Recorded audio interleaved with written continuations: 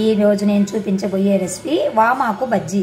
వామాకులు తెచ్చుకొని బాగా శుభ్రంగా మట్టి అంతా పోయేటట్టుగా కడిగి నీట్గా శుభ్రంగా కడిగి పెట్టుకున్నాను ఫ్రెండ్స్. శనగపిండి వేసుకున్నాను గిన్నెలో, కొంచెం సోడా వేసుకుంటున్నాను, సోలా పొడి అంటాం మేము. తగినంత ఉప్పు వేసుకోవాలి. వాటర్ వేసుకొని ఉండలు లేకుండా బాగా నీట్గా బాగా రావాలి, క్రీమ్ లాగా రావాలి. ఈ ఉండలు ఏమీ ఉండకూడదు. మంచిగా కలుపుకోండి పిండిని. చూడండి, ఈ మోతాదులో కలుపుకోవాలి మనము.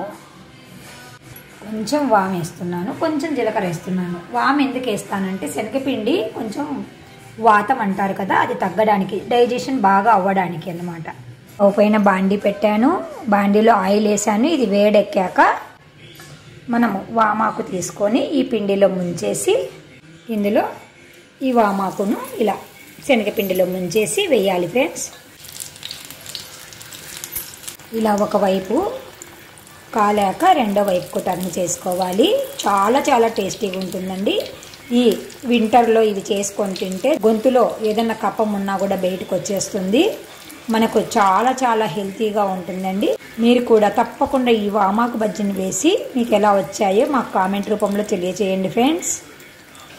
ఇప్పుడు వీటిని ఇంకా ఆయిల్ అంతా వంపేసి సర్వ్ చేసుకోవడమే ఫ్రెండ్స్.